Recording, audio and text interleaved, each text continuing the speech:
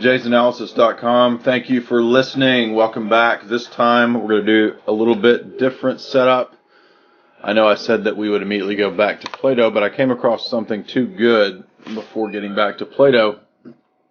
And I had a lot of questions come up this week through comments, emails, messages on Facebook and Twitter.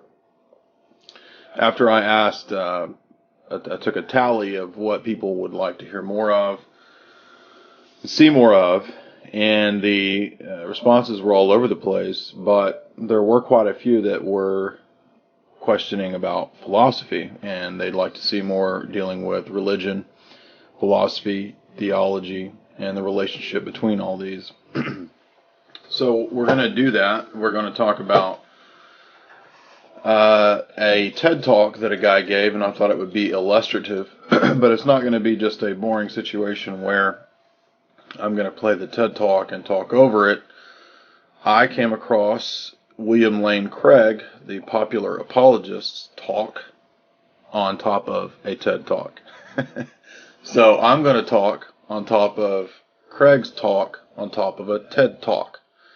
So there'll be a lot of talking, but it's going to be illustrative because we're going to have two different sides to look at here, with the Jim Holt, who's a New York Times writer who writes on philosophy, science, and religion, who gave a TED Talk on theism and his own personal perspective, which ends up in the talk ends up being kind of a jokey situation. He kind of doesn't take it very seriously, which is not that big of a deal. It's, you can make a jokey discussion and talk if you want to, but the talk doesn't really address the initial question that he lays out from Leibniz.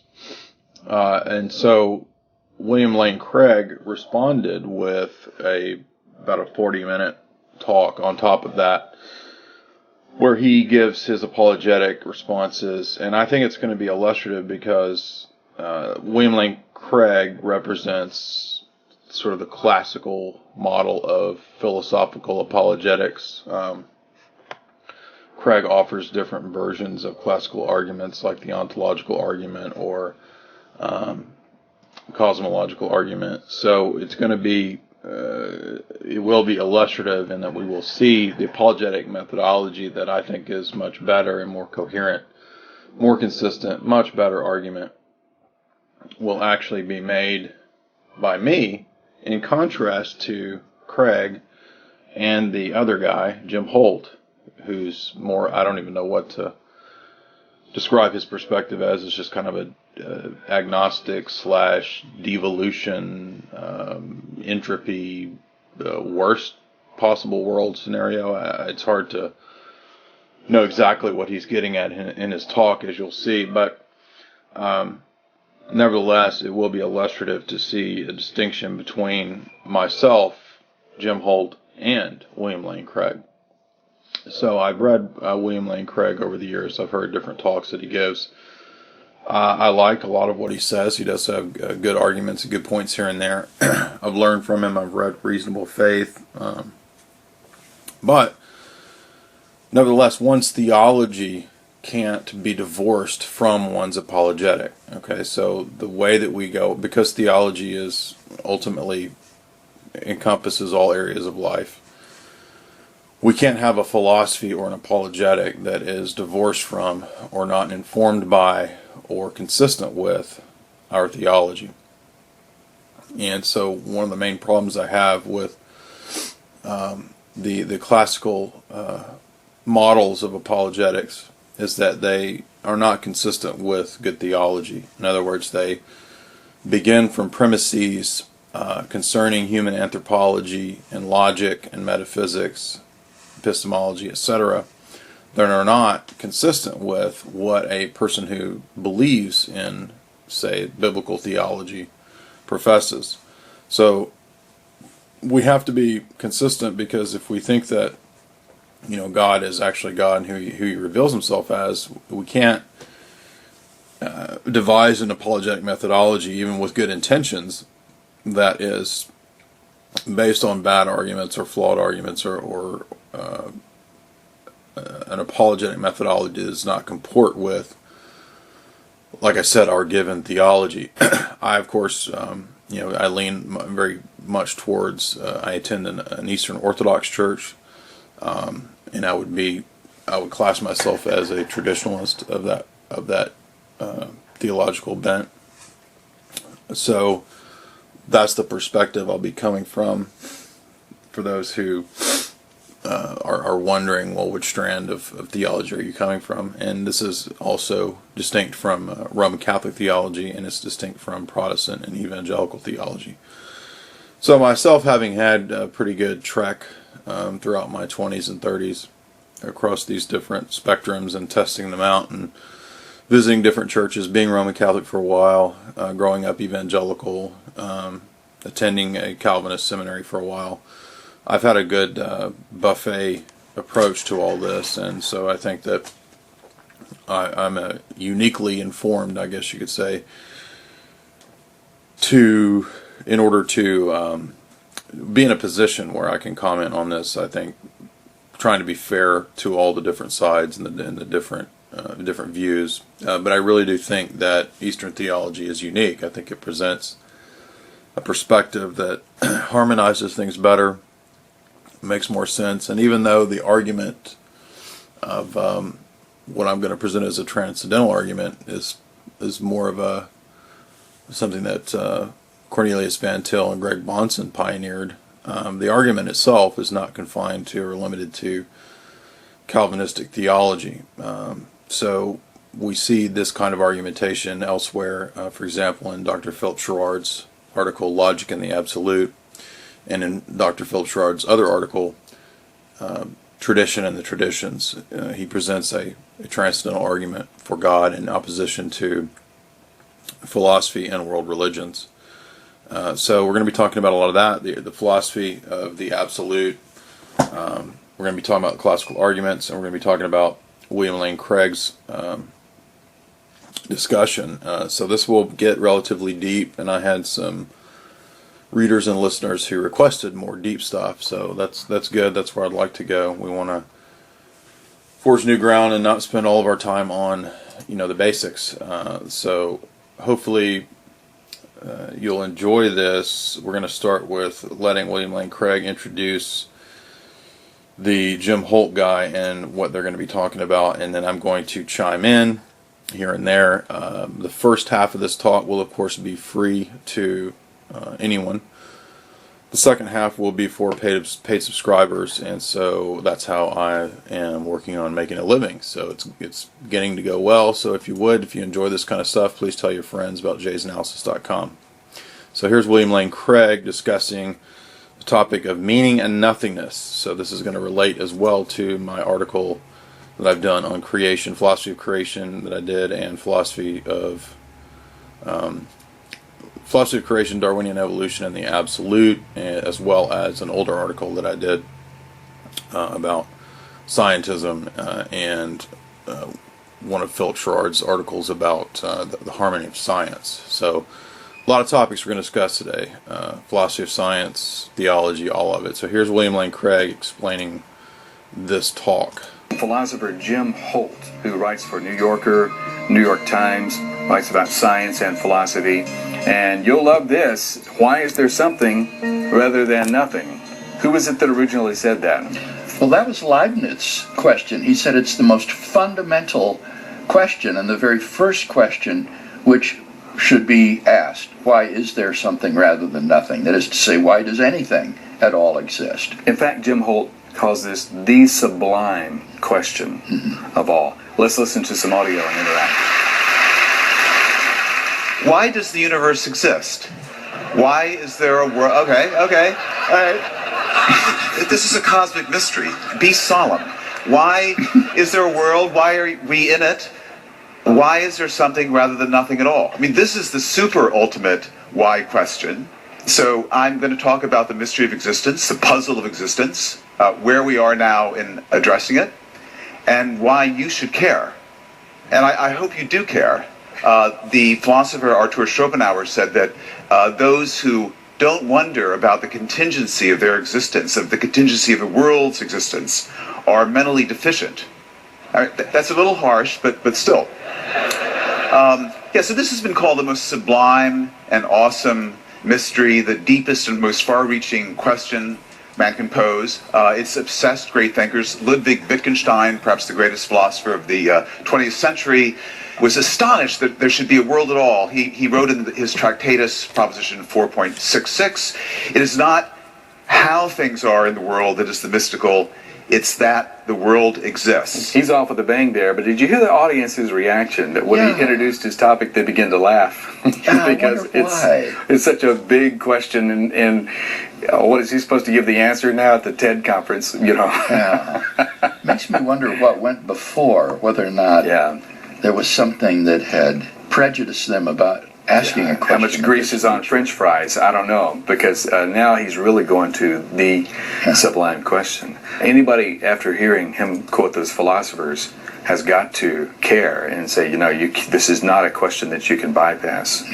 And if you don't like taking your epigrams from a philosopher, try a scientist. John Archibald Wheeler, one of the great physicists of the 20th century, the teacher of Richard Feynman, the coiner of the term black hole. He said, I want to know, how come the quantum? How come the universe? How come existence? And my friend Martin Amis, by the way, I'll be doing a lot of name dropping in this talk, so to get used to it. My dear friend Martin Amis once said that we're about 5 Einsteins away from answering the mystery of where the universe came from. And I no doubt there are 5 Einsteins in the audience tonight. Any Einsteins? Show of hands? No Einstein. Okay. So this question, why is there something rather than nothing? This sublime question was posed rather late in intellectual history. It was towards the end of the 17th century. The philosopher Leibniz, who asked it. Very smart guy, Leibniz, was invented the calculus independently of Isaac Newton at about the same time. But for Leibniz, who asked, why is there something rather than nothing, this was not a great mystery. He either was or pretended to be an Orthodox Christian in his metaphysical outlook. And he said, it's obvious why the world exists, because God created it. And God created it indeed out of nothing at all. That's how powerful God is. He doesn't need any pre-existing materials to fashion a world out of. He can make it out of sheer nothingness, creation ex nihilo.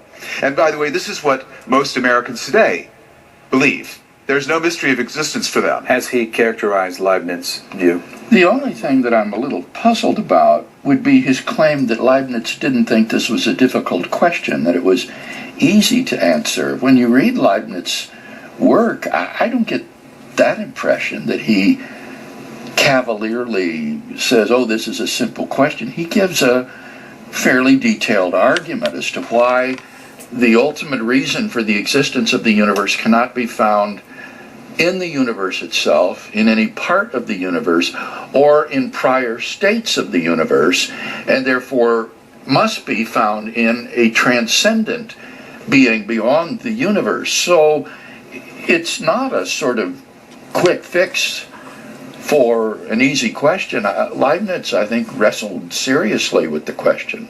He's saying now that most of the American population believe God made it. Okay, so let's put this in an equation.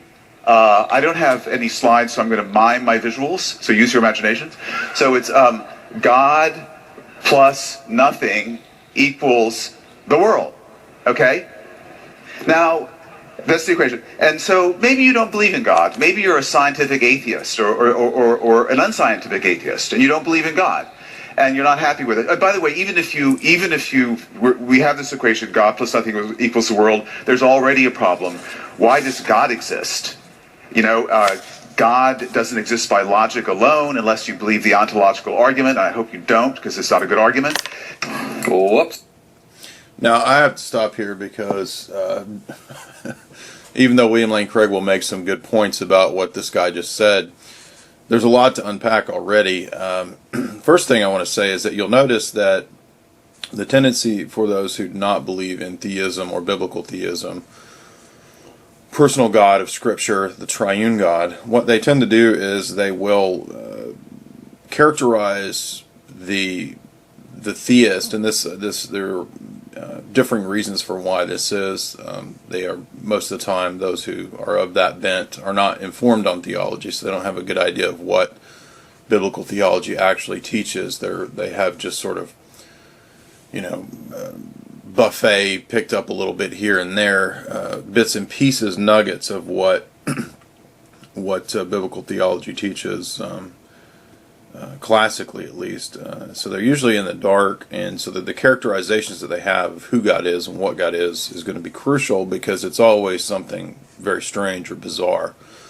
It's always a mischaracterization or a straw man for the most part, and especially amongst atheists, you'll find this, that they always view God as in some sort of anthropomorphic way, and this is ironic because they have such a problem with believers going to the Bible and citing this or that text, and they'll say, oh, well, you view God like this big old man with a white beard in the sky, and that's not at all what theology says about God. Nevertheless, that's actually, ironically, the characterization that non-theists, atheists especially, have of who God is. So that's the first thing to note, is that they take a very creaturely view of God. Now, if in the biblical narrative we have an explanation for why they do that, and we believe that man is fallen, and as a result of that fall, man is subject to death, corruption, and the passions. Okay, and this doesn't mean passion in the sense of like you have a passion for your girlfriend. This means passions in the sense of disordered desires. Okay, so think of the sins of greed, envy, so forth. These are disordered desires that have resulted from the fall. They're not natural to us. They're unnatural in that they're out of whack. Okay, so this is why we would say that fallen man is raised in a way to be a kind of rebel. Okay, so he's born with this principle of destruction already in him that leads him to even from an early age want to rebel. And so he wants there to be no God. He wants there to be no absolute truth, no objective truth, because he is a son of Adam, and Adam fell, and all of his descendants with him. And so as a result, people that have a problem with theism or with this kind of theology, their minds are clouded, we believe. And so it's clouded because of these passions and because of rejection of God's law. And that leads to a creaturely, idolatrous misinterpretation of God. And so it's only natural, I'm using natural in a colloquial sense here, not in a philosophical sense, it's only natural that they would view God as a sort of, in an anthropomorphic way, like some tyrant or some mean guy up in the sky or something. And so that's what they always characterize God that way. God's always viewed as, you talk to people, the God of the Old Testament is this, vengeful, evil guy, and then Jesus is the nice, hippie, cool guy. None of that's true. None of that is at all matches up with the way God's presented in Scripture. If we read the book of Leviticus, God is described as the God of love. So David's Psalms describe God as a loving God. So these are just more pop culture, popular mischaracterizations than they are actual correct notions of what we say. So that's the first point I want to say. The second point is that you'll notice that Jim Holt says we are only 5 Einsteins away from answering where the universe came from. Quoting somebody to the effect that science will be able to present eventually the answers to the questions that we have. The next mischaracterization is that creationists don't believe in mystery. They believe that they already have an easy answer. Well, neither of these are true. The first thing is it shows that the atheism or the agnosis or the scientism position is just as much a faith-based commitment as the other. And a faith-based commitment does not mean irrationalism or fideism, as if there aren't logical and consistent reasons for believing what we do. Fideism is a irrational leap. Okay, so there's no reason to believe in XYZ, but perhaps through emotional manipulation we believe it, or some other means or motivation. That's what fideism is. But what it shows is that the tendency amongst these types of people, especially if we look at somebody like Neil deGrasse Tyson, you'll see them talk about how science will eventually give these answers. Okay, now granted, so as I've said many times, science does give us answers, but it's answers about the natural world. But answers about the natural world can never go beyond the natural world. So you'll never. It's almost like a loop. Okay, so you're never going to get something beyond the physical realm from merely looking at and studying the physical realm. So ironically, the scientistic view is exactly the same as the classical apologist's error. Okay, and what you're going to see that right in this next part where William Lane Craig talks about defending the ontological argument.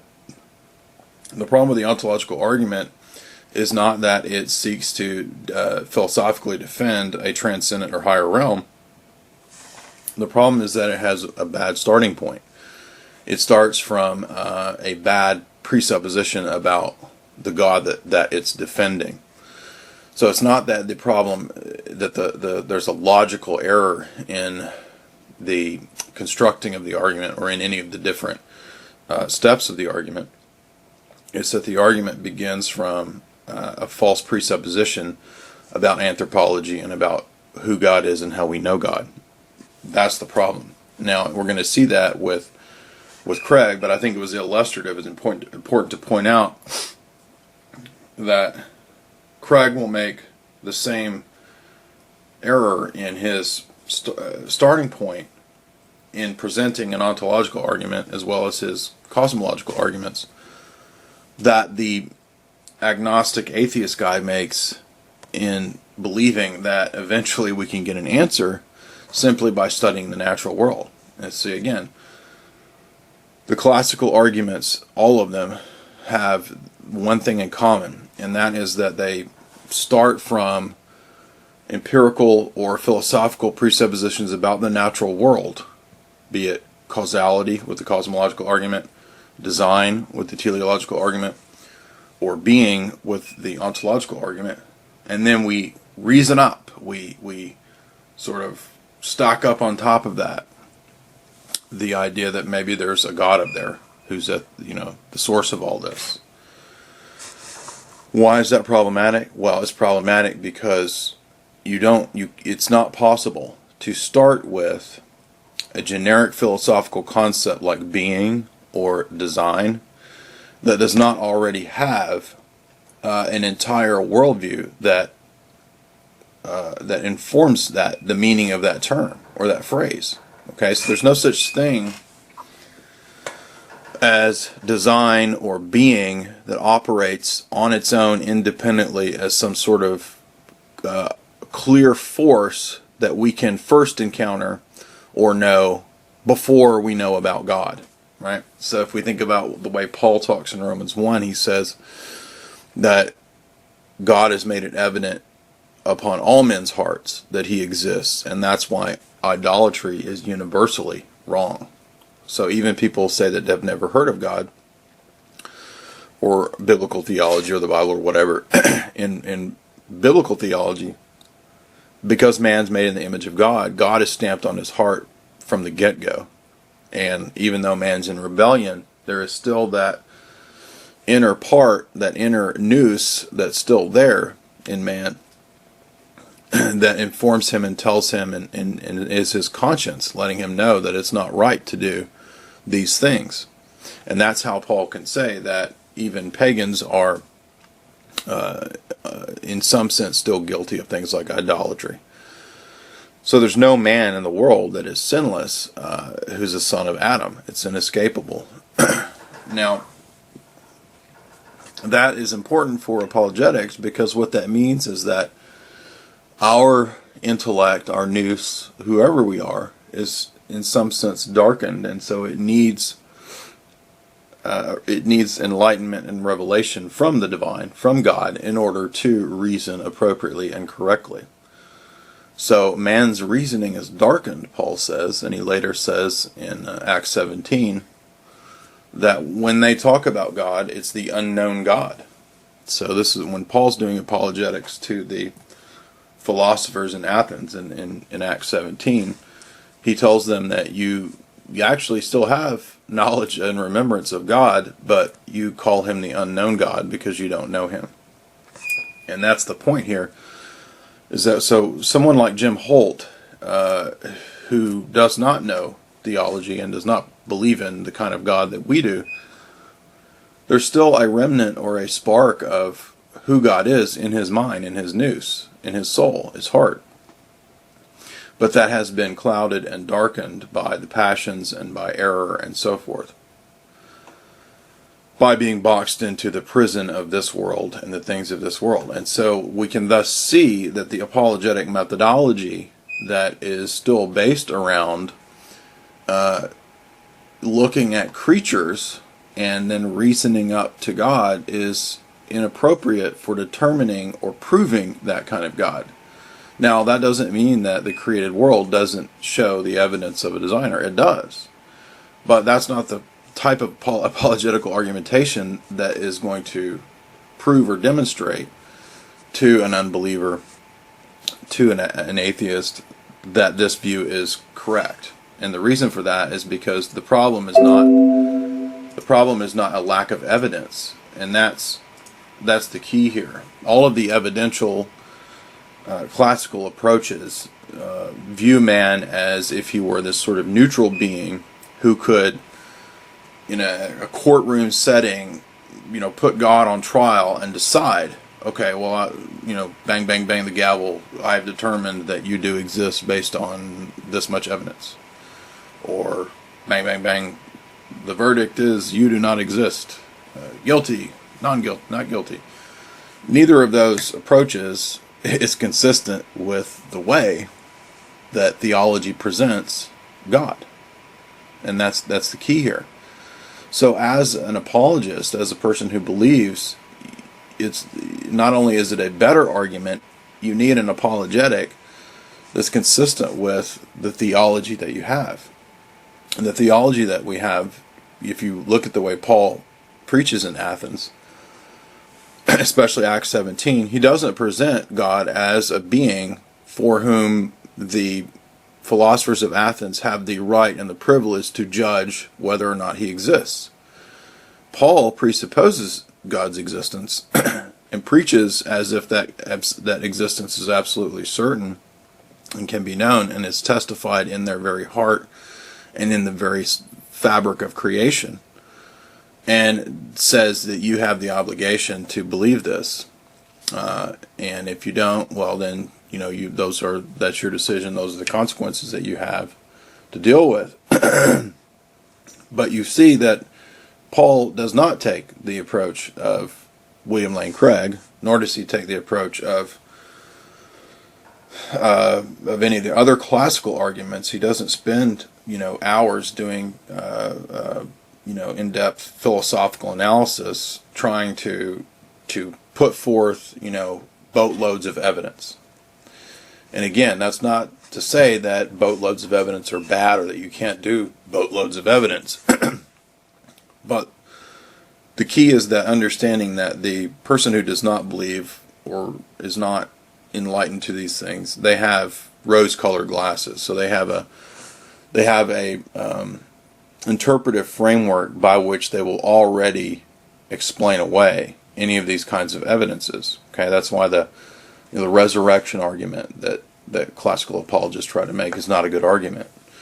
And why? Well, that's not to say that it's wrong to believe in resurrection, but rather that just saying, well, somebody was raised from the dead and the apostles acted different after the resurrection, that's not a good argument. Because there could be all kinds of reasons for why a person changes their, attitude after somebody was raised from the dead. Or maybe it was a fluke. Maybe Jesus just, fell asleep for 3 days and was in a coma or something, and they thought he was dead. Now, I'm not saying that that's true. I'm just saying that that's not a good argument. And anybody who, has basic logic and basic reasoning, is going to be able to pick those kinds of arguments apart. So we have a duty, I think, to be coherent and consistent in our reasoning, as well as having our reasoning be consistent with the theology that we hold to. So we'll go ahead and get back to Craig here, where he tries to then go into why he thinks the ontological argument works. Yeah, now, when he says God doesn't exist by logic alone, we need to distinguish between strict logical possibility and what philosophers call broad logical possibility. There's no strict logical impossibility in saying that there is an unmarried bachelor. Those aren't strictly contradictory, but it is broadly logically impossible to say that there's a married bachelor. Or to give a different example, to say that the prime minister is a prime number involves no logical contradiction, but it's nevertheless broadly logically impossible, that is to say, capable of being actual. So those who believe that God is the explanation of the contingent universe would admit that the proposition, God does not exist, does not contain a logical contradiction. But they would nevertheless say that the proposition, God exists, is logically necessary in this broad sense. There you go.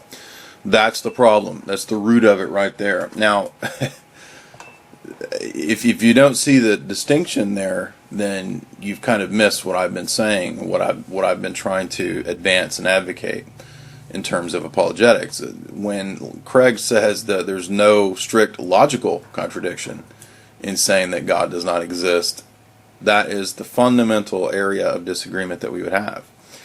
Why does he say this?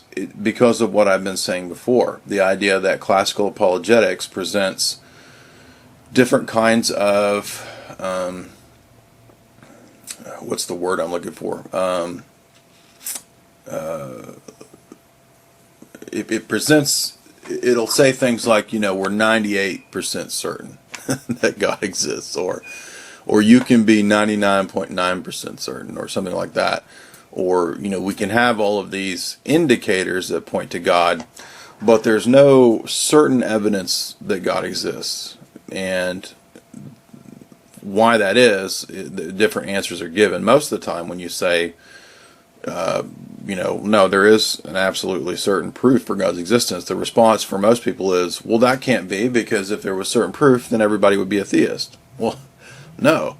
That ignores the fact that men are fallen and the fact that humans don't believe things based on reason most of the time. Reasoning is clouded and darkened by the fall. And it's just astonishing to me that Craig doesn't see that.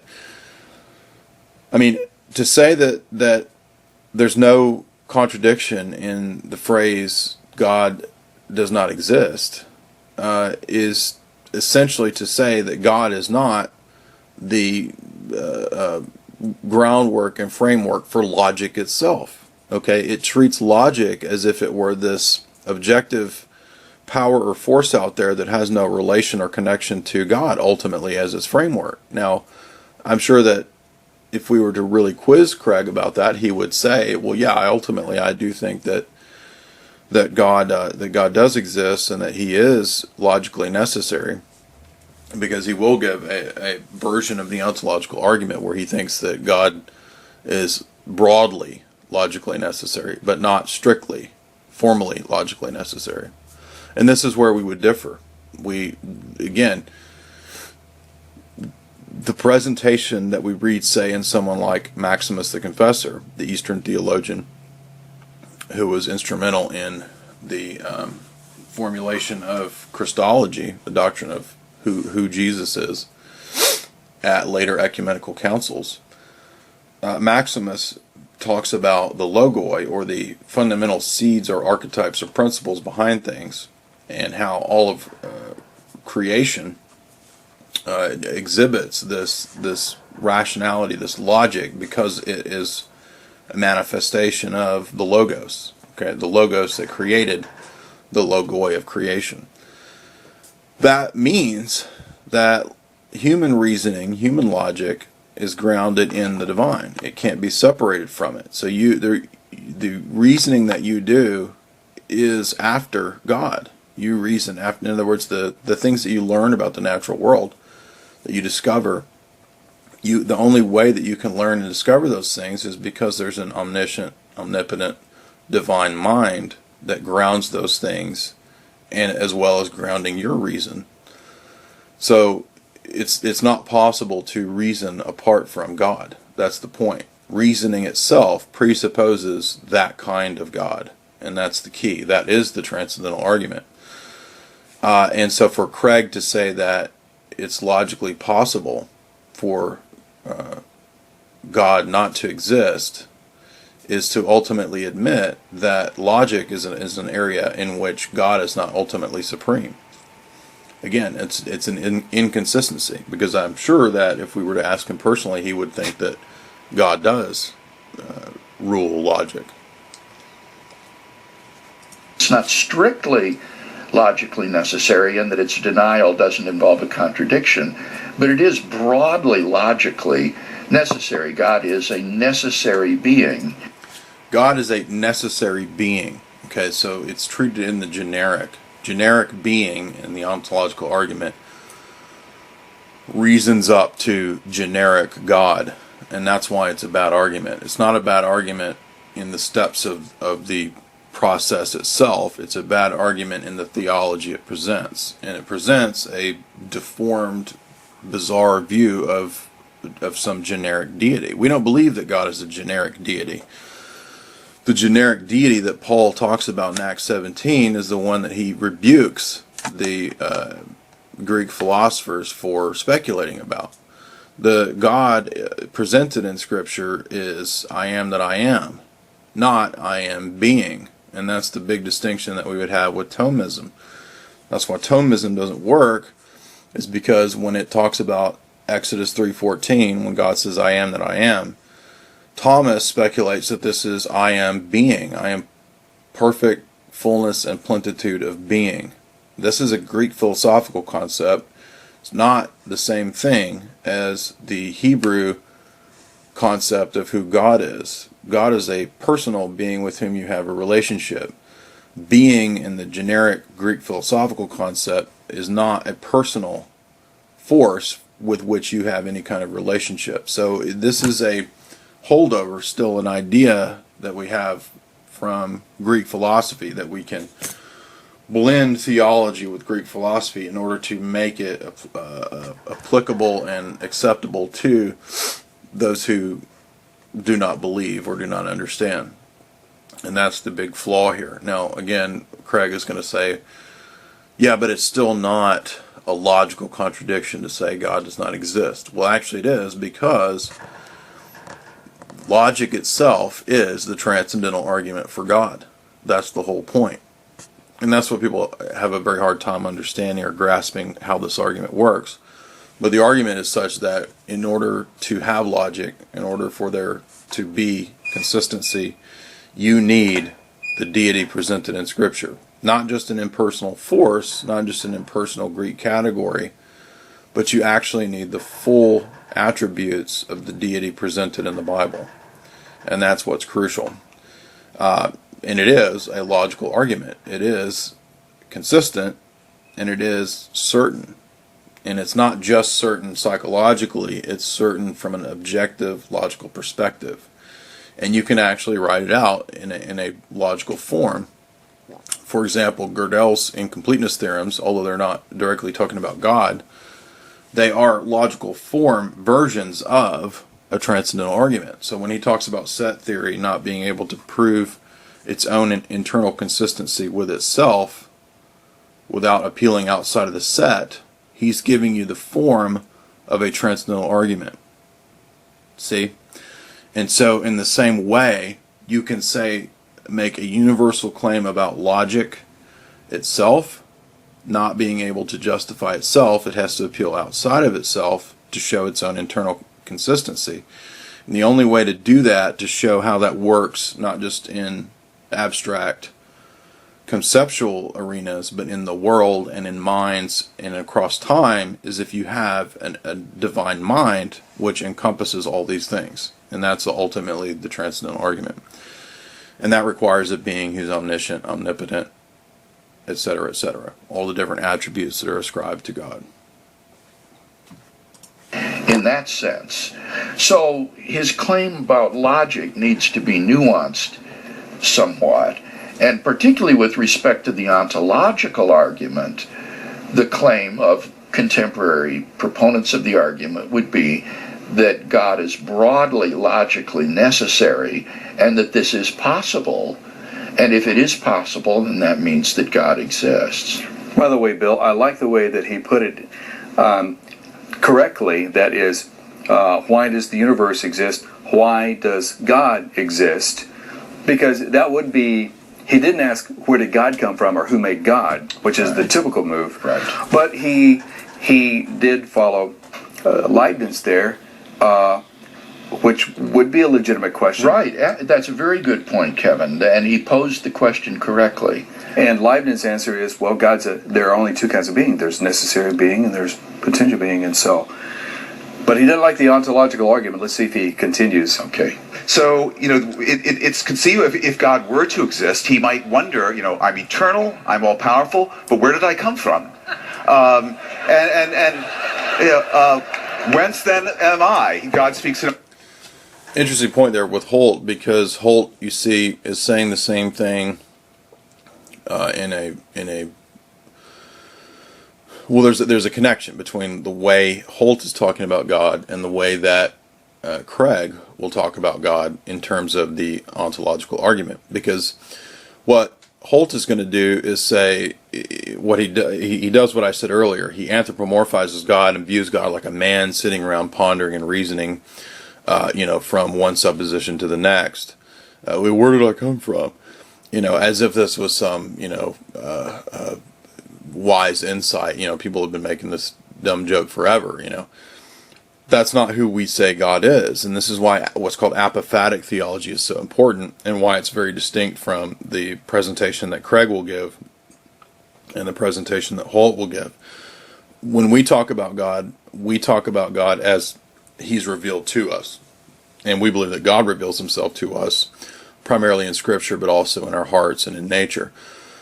But the revelation in Scripture is what corrects a lot of our erroneous notions that we might derive from God through nature because of our darkened minds. Okay, so Scripture is special in that it gives us a clearer picture of who God is, as well as the revelation that we have in the tradition of the church. So God is not something that we reason about and speculate and figure out about. Okay, so this is not a God is not like a feature of the natural world, and this is what's crucial. Paul makes that very clear in Acts 17, where he says the divine nature is not like anything made with human hands. That's very crucial, because that's in line with Moses. When Moses talks about God, he says that you can't image him, you can't make pictures of him, you can't find any kind of creaturely analog that is an accurate representation of the divine nature. That's crucial. And so in Orthodox theology, we don't hold the belief that God can be known in his nature. Okay, so you'll hear atheists, and there's a talk that Neil deGrasse Tyson gave one time where he's saying, when you talk about this God, I want to know what the nature of this thing is. What is this thing you're talking about? Again, the approach here is illustrative. Tyson's approach itself is illustrative of the error of man's thinking, because the being that we're talking about is a being whose nature you cannot know. simply by the fact that it's infinite, it's omniscient, it's omnipresent, it's omnibenevolent. And these are categories that as finite beings we don't know or understand apart from Him revealing Himself to us. And that's what's crucial.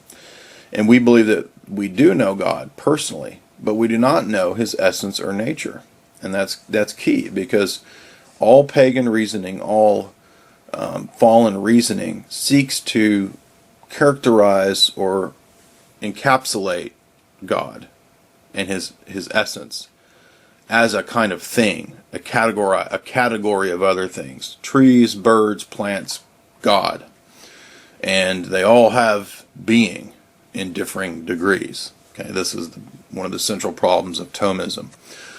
But William Lane Craig, in his philosophical evangelical approach, has the same error as the Greek philosophers and as the atheists and the pagans, in viewing God as just one other type of thing or category. We do not believe that.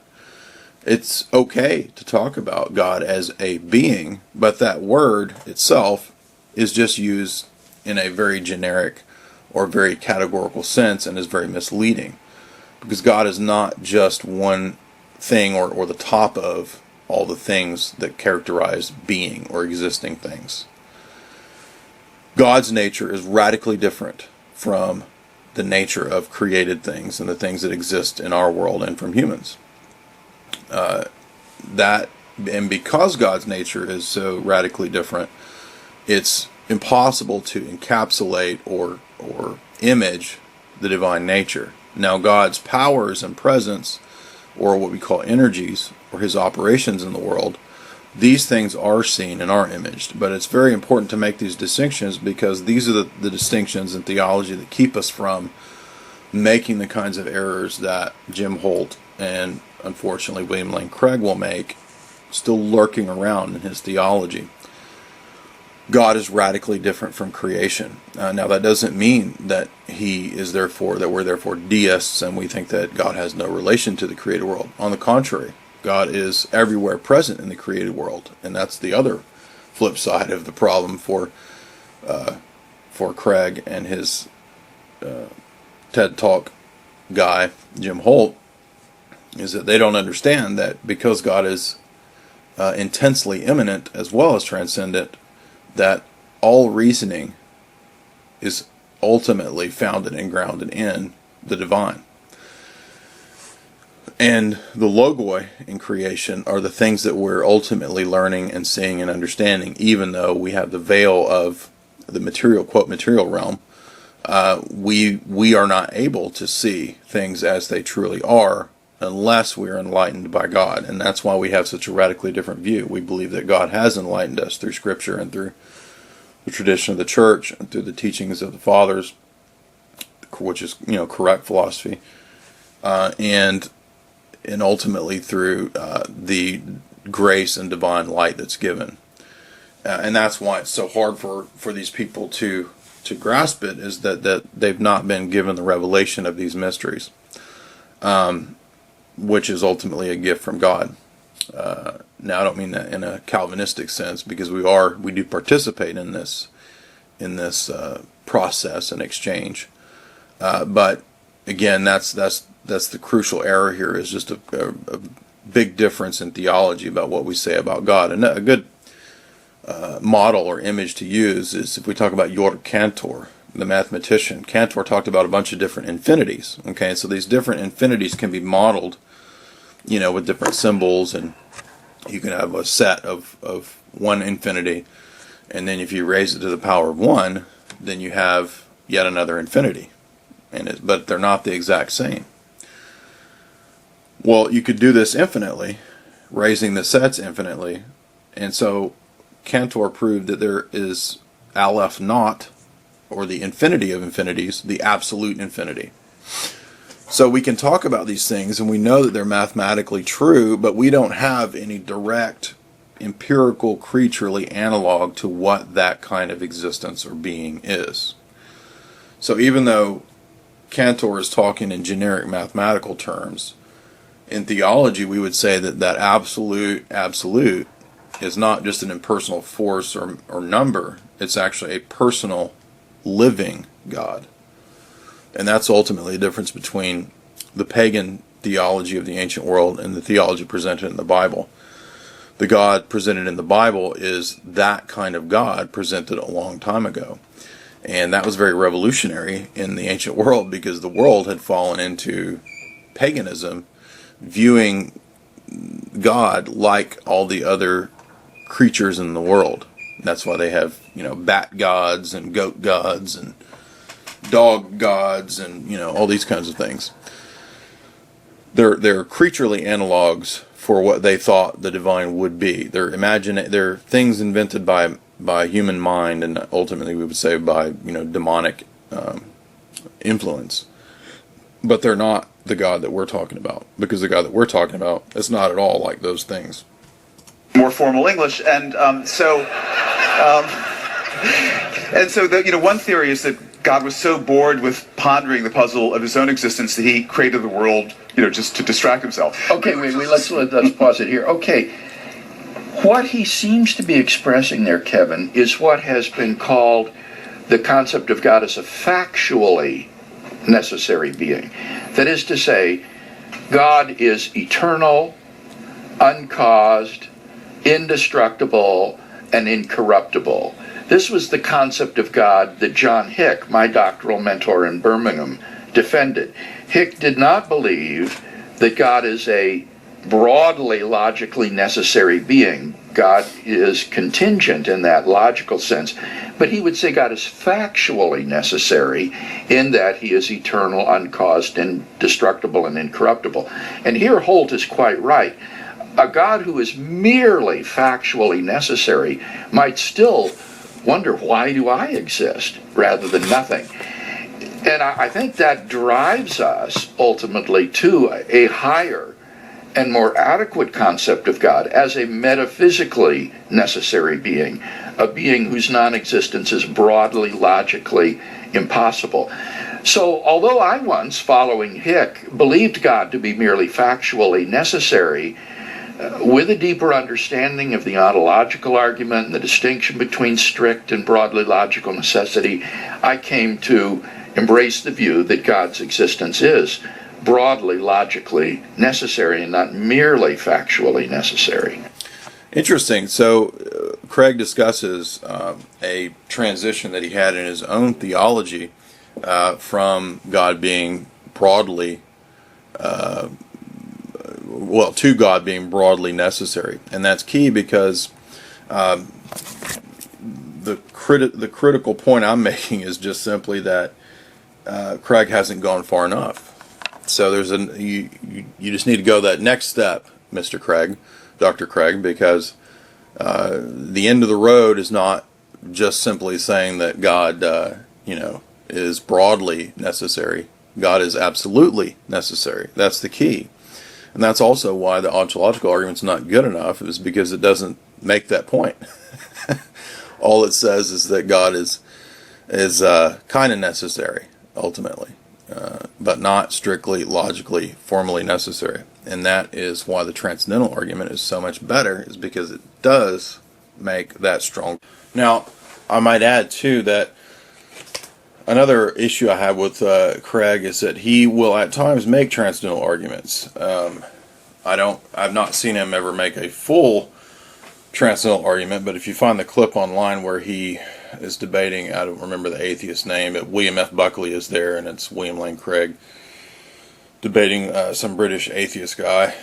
And the atheist guy says something to the effect of, you never...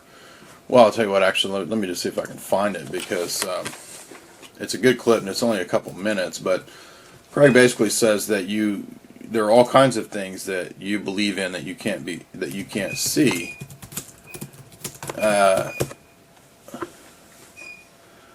Let's see if it's here. It's only a couple minutes. Here it is. Peter Atkins. That's the whole debate, but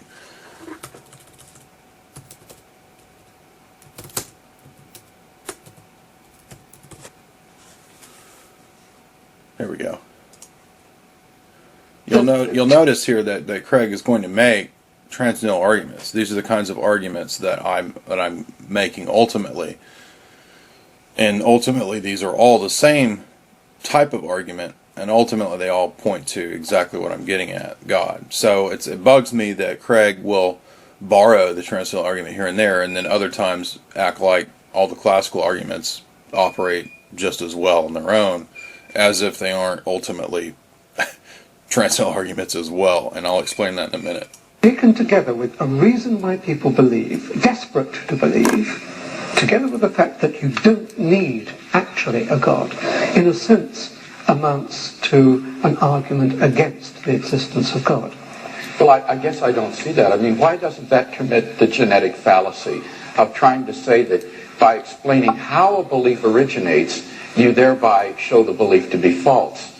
Even if it were true that belief in the existence of God were the product of fear and anxiety and so forth, which I don't for a minute admit, but even if it were, that's simply a genetic fallacy to say that because that's the way the belief originates, that therefore the belief is false. But that's only one half of the argument. I'm not saying that that alone is adequate, and I'm not saying that the fact that science can account for everything, it alone is also adequate. But taken together, the fact that science is omnipotent, and the fact that I can understand why people like you desperately want to believe in God, that is an argument against the existence of But God. two fallacious arguments put together don't make a sound argument, right?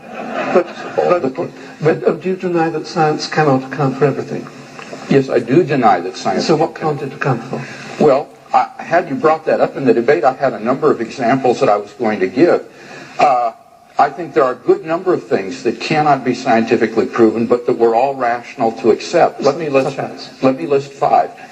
Logical and mathematical truths cannot be proven by science. Science presupposes logic and math, so that to try to prove them by science would be arguing in a circle. Metaphysical truths, like there are other minds other than my own, or that the external world is real, or that the past was not created 5 minutes ago with an appearance of age, are rational beliefs that cannot be scientifically proven. Ethical beliefs about statements of value are not accessible by the scientific method. You can't show by science whether the Nazi scientists in the camps did anything evil as opposed to the scientists in Western democracies. Aesthetic judgments, number 4, cannot be accessed by the scientific method because the beautiful, like the good, cannot be scientifically proven. And finally, most remarkably, would be science itself. Science cannot be justified by the scientific method. Science is permeated with unprovable assumptions. For example, in the special theory of relativity, the whole theory hinges on the assumption that the speed of light is constant in a one-way direction between any 2 points A and B. But that strictly cannot be proven. We simply have to assume that in order to hold to the theory. So put that in your pipe and smoke it. Yeah. So there you go. There's William Lane Craig saying what I'm saying, but as you hear him now in this, that was a long time ago, but as you hear him now in this more recent talk, making arguments that don't really make sense with that argument. Okay, so he gives 5 transcendental arguments there about different things that can't be proven empirically by the scientific method that we're all rational to believe in. He even talks about them being presupposed. And so the presuppositional approach that he admits, science presupposes math and logic, that is actually an argument. It's an argument for God. It's an argument for a certain kind of God, and that's the next step that Craig needs to take and that he does not take. So that's the crux of what I'm getting at here, is that it's very illustrative. It helps to understand bad arguments in order to understand the good arguments. And so that's why we're looking at both Holt and William Lane Craig here. And I'm going to get more into, I mentioned before, he said that his transition to thinking that God is broadly logically necessary was a step to a grander, a greater view of God. Okay? And what I'm saying is that, yes, and the next step is an even grander, greater view of God. And that means that all of our reasoning assumes God. All of existence, everything, every possible construal of communication, language, mathematics, even the subatomic particles, these all point to a being that has the ability to be the objective metaphysical principle that grounds all these things. Okay, I'm not just making a causal argument or a design argument. I'm saying that causality and design, these things that are categories that are necessary for understanding the physical world or the world as a whole, are assumed. They assume God, right? So in other words, if we take each one of these transcendental arguments, the existence of other minds, identity over time is another one, the existence of that objects have, the identity that they do over time, science and math, science presupposing math and logic, that's a transcendental argument. If we take all of these, all right, and bundle them together in a big bag, call them the transcendental bag, if you will, and there are all kinds of these. You can actually, figure out different ones. Language involves a lot of transcendental argumentation. If we put all these individual transcendental arguments into a big bag, and then we say, how do all these work? Clearly we do all this. Clearly we experience these things. We can even talk about an empirical experience of these things. How do these categories work? Why do they work? Well, they work because there is a divine mind that's omniscient, omnipotent, and so forth, that holds all this bag together. Okay? It strings the pearls together. If we didn't have an omniscient mind, we would have only finite minds, finite human minds. And that would be a bunch of pearls without a string, and it would all be scattered about, bumping, and there would be no coherence for meaningfully relating all things together. All right, so Holt is going to talk about pattern recognition, and that's what I'm getting at here. Our existential experience of all these different kinds of things, this bag of transcendental arguments, as well as all of our empirical experience of, earthworms and fire ants and whatever. What holds all that together? And you might say, well, we don't need anything to hold all that together. Well, if you don't have anything that holds all that together, then quantum physics is not true, and everything does not relate to everything else. But everything does not just merely relate in a spatial way. Everything relates to each other in a mirrored way, and that's an important part of the quantum discoveries. So, and Leibniz was very insightful in this regard, because he talked about how the smallest bits of reality mirror all the other bits. And so he anticipated the discoveries of quantum physics a long time beforehand. That also, however, does not mean that Leibniz's ontological argument is very good either. Unfortunately, it's yet another version of this classical view where God is the big monad and all the little monads have all the same beingness that they share, right? So they all have the same, there is an isomorphic concept of generic being that all beings share. This is, again, the pagan idea of God being like the world, the same as the world, or the world being an emanation of the divine essence. And Eastern theology radically and explicitly rejects that view, as well as classical Jewish theology. This is the view, again, presented in the Law of Moses. God is not like the other things in the world.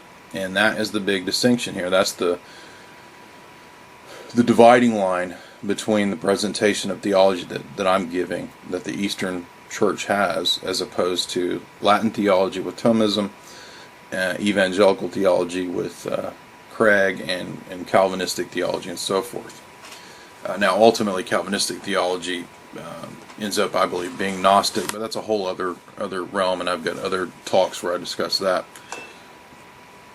But regardless, I think you see the point, hopefully, that I'm getting at here. If it's a little bit too high-minded, or if we've gotten a little too far afield, I'm going to go ahead and link my Introduction to Transcendental Arguments podcast, and you'll see why I've said the things that I've said. So there we kind of talk about Transcendental Arguments themselves, why and how they work, why they're a better argument.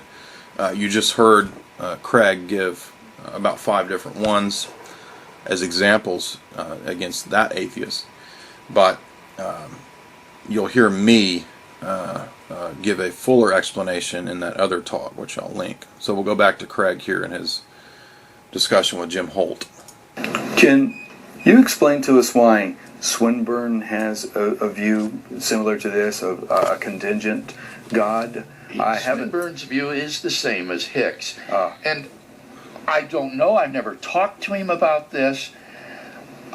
All I could say is that back in the 50s and 60s, it was just very widely assumed by philosophers that the only logically necessary truths were analytic truths, like if it is raining, it is raining, or something of that sort.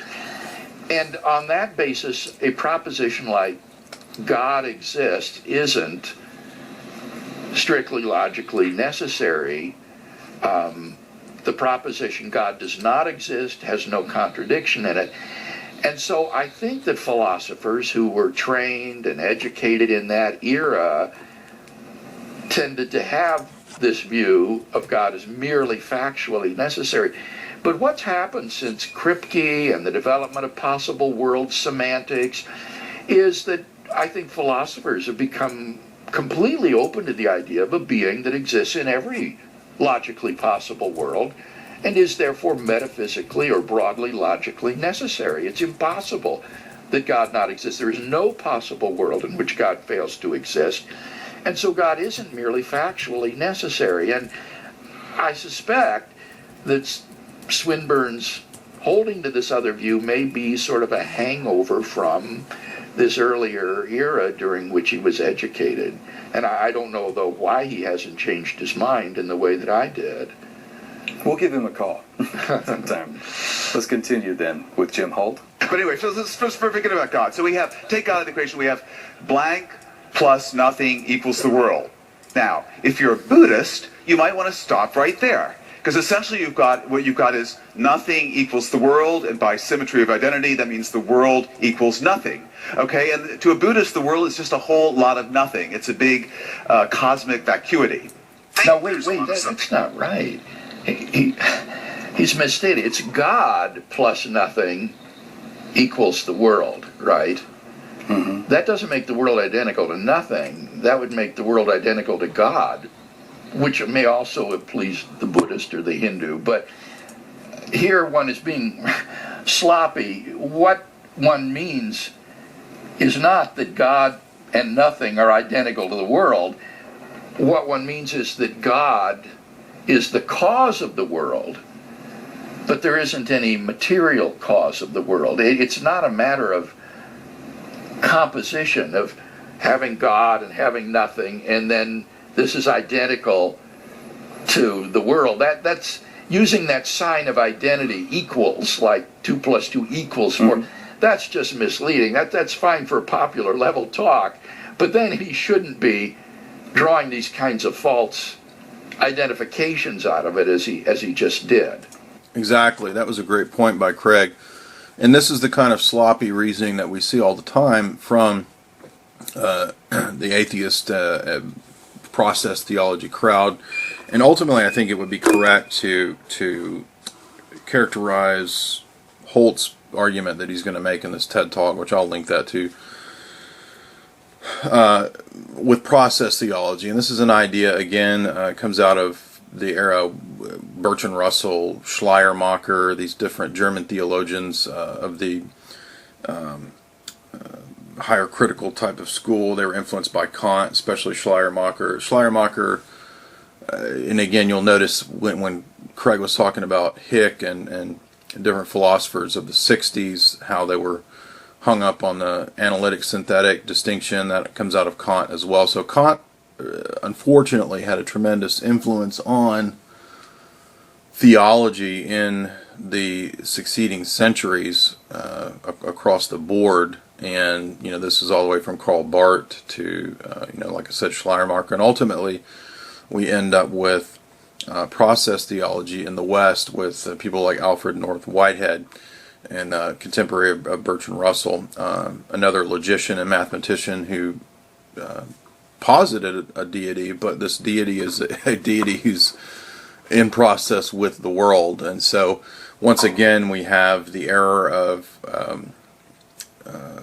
isomorphically identifying being or God, or the type of thing that God is, with the same types of things that exist in the created world. And when you read those categories into God in terms of that's what he is in his essence, what you get is a God who's in process with the world. You get a God who loses the attributes of omniscience and omnipresence and omnipotence and so forth. That is a departure from the God that we see in Scripture. And ultimately, if we want to talk about the New Age, this is when the New Age talks about God, this is the kind of God that they present. It's a God who's in process, and he's basically just another big man. So the old man in the sky with the beard. So again, you heard Holt talking about God in this way, in this very creaturely anthropomorphic way. God's up there wondering, what am I going to do? Gets bored, where do I come from? Creates a world, and Holt gives this just retarded equation of God plus nothing equals world. I don't know anybody who believes that. It doesn't even make sense. And Craig's dissection of that was excellent, and he really did nail it there. So we'll go back to a little more with Craig here. The connection between God and the world is causal. It's not one of identity. There's a lot of something out there, but that's because we're enslaved by our desires. If we let our desires kind of melt away, we'll see the world for what it truly is, a vacuity, nothingness, and we'll slip into this happy state of nirvana, which has been defined as having just enough life to enjoy being dead. Okay, so that's it. That's the Buddhist thing. Okay, but I'm not. I'm a Westerner, and I'm still concerned with the puzzle of existence. So I've got blank plus. This is going to get serious in a minute. So blank plus nothing equals the world. What are we going to put in that blank? Well, how about science? I mean, science is our best guide to the nature of reality. And the most fundamental science is physics. That tells us what naked reality really is. That reveals what I call tau photu, the true and ultimate furniture of the universe. So again, here we go. The appeal to Greek ideas of the idea that physics gives us the actual nature of things. No, it doesn't. All it does is give us descriptive terms of different levels of reality. So the mistake, once again, the scientistic presuppositions of Jim Holt, believing that science is the best guide for the world. Science is only a guide for one level of reality of the natural world. In other words, I mean, we can keep going down to the subatomic level, but we're still only describing the level of existence as presented to our senses. Okay, so in other words, you'll never, through sense experience, you'll never get outside of sense experience. Okay, and that's why we don't think that empirical sense experience arguments are very good for proving the kind of God in Scripture. That does not mean that there aren't evidences for God. They are everywhere. Every single thing that exists, every subatomic particle, says the God of Scripture exists. However, fallen man does not accept that God because he's in rebellion, and that's the key. So Holt is illustrative in presenting the useless, abstruse speculations of pagan thinking, of unbelieving thinking. And it's all grounded in thinking, well, if there is a God, he's going to be the kind of God that I think of him as, like me. He's going to be a guy up there, who moves through a thought process and thinks one thing and then thinks the next thing and then gets bored and so forth. So it's, again, this is an idolatrous conception of God. It's not what classical Orthodox theology says of God at all. And another point I wanted to make here is that the again, he's a creature of his age, right? The scientific presuppositions that dominate here, thinking that science is our best guide to reality. Well, this is just a mythology, because all it does is tell us things about the natural world. And in fact, you will have plenty of those from the atheistic science camp who say all the time, science doesn't answer why, it only describes how. And that proves that Holt doesn't really know what he's talking about, because, again, all you're going to get from science is descriptors of how things happen. And you can put different things together with other things to make new things, technology, things like that. But none of that in itself describes why. It's always a how question. It's always descriptive. It's always, this process led to this process. This chemical reaction leads to this. And when you go to the next lower level of subatomic reality, you're still doing the same thing. This electron does this. This neutron does this. So it's never getting beyond just another level of description, and that's what these goofballs don't get. We would say that we are getting beyond these levels of description precisely through transcendental argumentation, and that's why Gödel's version of this is so illustrative, because it shows in set theory this very process. It shows this circular process. This is what Douglas Hofstadter's Gödel-Escher-Bach book is about. It shows that the Gödelian pattern of cyclical, interset-related confinement can only be transcended by appealing outside of the set. And that's not ever done empirically. It's done abstractly, it's done metaphysically, and it's done ultimately theologically. And that's the crucial point here. Maybe physics can fill this blank. And indeed, since about the late 1960s, around 1970, physicists have purported to give a purely scientific explanation of how a universe like ours could have popped into existence out of sheer nothingness, quantum fluctuation out of the void. Stephen Hawking is one of these physicists. More recently, well, let's. I mean, the stuff that these guys come up with. I mean, I'm a novice in terms of studying quantum stuff, but I did have quite a bit of philosophy of science in my undergrad and grad studies, philosophy of perception and so forth. So those are not areas where I'm a novice, but the leaps that these guys make, and they don't even realize they're doing it, is just astonishing. I mean, to decry philosophy and then turn around and say, in favor of quote science, and then turn around and say, well, quantum flux produced something out of nothing. I mean, that's just the most metaphysical, philosophical speculation you could possibly have.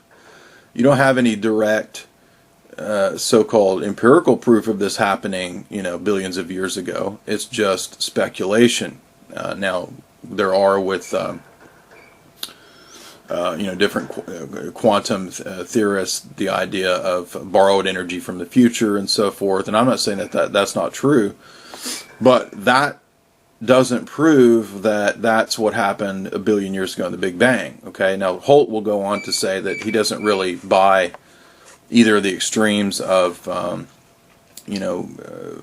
radical materialism or meaninglessness in Buddhism and so forth, and then the opposite paradigm that he puts forth is the many worlds theory, sort of the radical versions of quantum theory, where all possible worlds exist. He doesn't go down that route. He thinks that there's probably something in the middle, and what he proposes is a kind of process theology where whatever being or God exists has created the worst of all possible worlds. So his response to Leibniz, when Leibniz said that we live in the best of all possible worlds, is to say that it's actually probably the worst of all possible worlds, and the deity that exists is 80% malevolent and is intent on torturing everyone. So maybe some kind of a weird satanic view. I don't know exactly where he's. It's just something he's come up with. And the TED Talk goofballs, put this up as just kind of a trendy, thought-provoking thing. Craig will go on to present an ontological argument, roughly, generically, which I've critiqued already. I'm going to put up my older article of my in-depth critique of the ontological argument and why it doesn't work. But it essentially gets into the problems of absolute divine simplicity, which is this idea of God being an absolutely simple monad that the West adopted through Augustine and Aquinas, and why that theology doesn't work. Unfortunately, even if he doesn't know it, Craig is operating within that spectrum. I believe I even found an article one time where Craig tried to deal with this issue and with the essence-energy distinction. I may try to fish that out if I can. It was some years ago. But the point here being just simply that all of these philosophies, these attempts at man trying to reason to God without revelation are doomed to failure. And that's why we think that the revelation in Scripture is what gives us new eyes to see. And then when we reinterpret the world, we're able to come at it correctly. We do have indicators in 20th century mathematicians and quantum physicists that perfectly line up with the kind of theology presented in Eastern theology and in the Bible. And that's why I make such a big deal about that in so many of my articles, is because that the 300-year-old Newtonian scientific empirical approach is already long dead. It's dying, but you still have all these hangovers and these goofballs who've gone to the state schools and still think that naive empiricism is what solves everything. But they're just utterly retarded. So I'm going to read, this is from Paul Davies' book, Mind of God. I'm going to be using this quite a bit in the future. Probably will even do just a talk specifically on this book. But he has a really great chapter on the mathematical secret, where he talks about Roger Penrose, Kurt Gödel, these famous 20th century Platonic mathematicians. And even though we wouldn't accept Platonism, it's full of its own serious problems. The discoveries that they've made and the things that they point to, just like the point I made with Jorg Cantor and Aleph Naught, the absolute infinity, the discoveries that these guys are making that contribute to actual hard science at Large Hadron Collider and so forth, quantum physics, Wolfgang Pauli, the discoveries these guys are making are in perfect accord with the idea of the God presented in Scripture. So we want scientific evidence of what I've been talking about. Well, here we go. So, and these are mathematics is not something unscientific, right? Science presupposes logic and math through things like the principle of induction. So Davies says, what do professional mathematicians think? It is often said that mathematicians are Platonists on weekdays and formalists on the weekends. The mathematical objects take on a life of their own and often display a totally unexpected property. On the other hand, the idea that the transcendent realm of mathematical ideas seems too mystical for many mathematicians to admit, and they're only playing games, blah, blah, blah. Nevertheless, some distinguished mathematicians have been self-confessed Platonists. One of these was Kurt Gödel. As might be expected, Gödel based his philosophy of mathematics and on his work on undecidability. That's the incompleteness theorems that I mentioned. He reasoned that there will always be mathematical statements that are true, but it can never be proved to be true from existing axioms. He envisaged these true statements as therefore already existing out there in the Platonic domain, beyond our ken. Another Platonist is the Oxford mathematician Roger Penrose. Quote, mathematical truth is something that goes beyond mere formalism. He writes, there often does appear to be some profound reality about these mathematical concepts, going quite beyond the deliberations of any particular mathematician. It is as though human thought is instead being guided towards some external, eternal truth. A truth which has a reality of its own and which is revealed only partially to any one of us. Another example that has inspired Penrose to adopt Platonism is something called the Mandelbrot set. The IBM computer scientist named after the IBM computer scientist Benoit Mandelbrot. And this is a fractal, the mathematical patterns of a fractal. Penrose says the complete details of the complication of the structure of Mandelbrot set cannot really be fully comprehended by any human, nor can it be fully revealed in a computer. It would seem that the structure is not just part of our minds, it has a reality of its own. The computer is being used in essentially the same way that the experimental physicist uses a piece of experimental apparatus to explore the structure of the physical world. The Mandelbrot set is not an invention of a human mind, it is a discovery. Like Mount Everest, the Mandelbrot set is just there. There you go. This is why this is so important, because to most people, to most of the scientific atheistic types, when you talk about these things, you talk about mathematical concepts, Platonic ideas, whatever, the response is that these are merely forms, the humanly created formal things. They're just functional token signs or symbols. They do not have any objective, real existence of their own. However, they absolutely do, and that's what these mathematicians are talking about. Because you cannot encapsulate or explain these things, these mathematical forms, these amazing structures like fractals, by finite human mental creation. I mean, just take the idea of infinity itself. Infinity is not enclosed within the human mind. So infinity, which is a mathematical reality objectively, cannot merely be some kind of human invention. And that's what you'd have to say on all these other views grounds, all these scientific atheist types.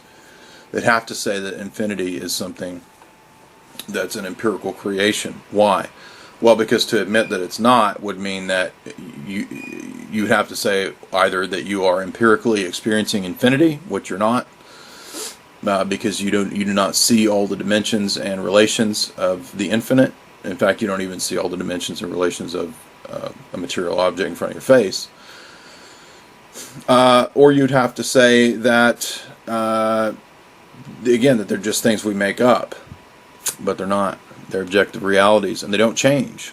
Right? Infinity, and the multiple infinities that Cantor talked about, subsist over time, and that's crucial. Now, there's some other great points here that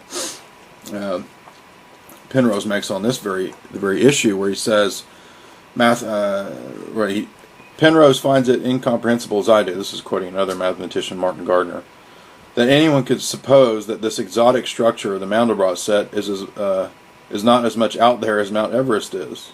It's like a jungle waiting to be explored. Is mathematics an invention or discovery, asked Penrose? Do mathematicians get so carried away with their inventions that they imbue them with spurious reality? Or are mathematicians really uncovering truths which are in fact already out there? Truths whose existence is quite independent of the mathematician's activities. Bingo. In proclaiming adherence to this view, Penrose points out that in the case of the Mandelbrot set, much more comes out of the structure than is put in the first place. One may even take the view that in such cases, mathematicians have stumbled upon the works of God. It is a feeling not uncommon amongst artists that their greatest works are revealing eternal truths which have some kind of prior ether existence. I cannot help feeling that with mathematics this is the case, that there is an ether, an eternal existence out there. Bingo. There you go. And this ether or psychical realm, if you watch True Detective, is mentioned by Penrose again. I imagine that whenever the mind perceives a mathematical idea, it makes contact with Plato's world of the mathematical concepts. When one sees a mathematical truth, not with empirical vision. One's consciousness breaks through into this world of ideas and makes direct contact with it. When mathematicians communicate, this is made possible by each one having a direct route to the truth. The consciousness of each being in a position to perceive mathematical truths directly through this process of seeing. Seeing each can make contact with Plato's world directly. This is what I've been getting at. Many physicists share this Platonic vision of math. For example, Heinrich Hertz, you're familiar with Hertz and electricity, the first to produce and detect radio waves, once said, "One cannot escape the feeling that these mathematical formulas have an independent existence of their own, and they are wiser than even those who discovered them." There you go. That is what I've been harping at. We see this with Werner Heisenberg as well in his lecture that I've quoted many times in different articles, where he says that the basic fundamental substructure or fabric of reality is actually mathematical forms, information. There we go. So, in conclusion, what we see, the reason I bring all that up is that those things, those Platonic mathematical guys, are very illustrative in pointing out areas where scientism doesn't work and breaks down. And when we look at the things that they're talking about, these formal principles, so forth, Platonic ideas, mathematics, so forth, when we look at those things, we can toss those in the bag of transcendental arguments that Craig gave examples of, right? They're all the same types of things in the way that they work, because they all appear to be working beyond the merely physical realm, and that's why this is so crucial. That bag of things that we're talking about, these transcendental things, also don't operate independently of one another, and this is the key to getting the transcendental argument. When we bag all those things together and we look at the totality of all those things and we say, wait a minute, how does all that work together? Amazingly. Wow. And then you stop and think, so the world is metaphysically, ontologically structured so that all of these independent philosophical, mathematical, and scientific concepts work together to work in the world pragmatically, right? Science discovers things, math builds bridges, rockets, etc. What we see is that the only way that that could be the case is if the God presented in the Bible is actually the true God. That is the transcendental argument. And you say, well, I don't buy that leap of logic. I don't see how you got there. Well, that is where theology comes in terms of explaining different areas of where, philosophical theology and so forth, of different areas where there might be problems. Now, we also don't claim, contrary to what Holt said, to have all these answers. No, we're here with the tools that God's given us to learn about the world and make discoveries and make advances. And as I've said in other talks, in my advanced metaphysics or intro to metaphysics talks, imagine what advances we would make if we had the supposition that the world actually operated as a coherent whole and not as a chaotic bunch of nonsense like the scientific camp says. So there we go. That's ultimately what we're looking at with the transcendental argument. That's how it works in practice. Hopefully I've given an on-the-ground, boots-on-the-ground example with both Holt and the flaws in the presentation of the argumentation by William Lane Craig. And look below in the link and you'll see my critique of the ontological argument as classically presented, as well as a link to my introduction to transcendental arguments. So there you go. Thank you for listening to Jay's Analysis. This is the second half for the paid subscribers. Thank you guys. We had 2 angry feminists get mad at some of my articles and drop off. So if you have friends that like philosophy, like theology, even if you don't agree, if you just want to learn more stuff, tell your friends about it and help me out, subscribe, and we'll keep doing this.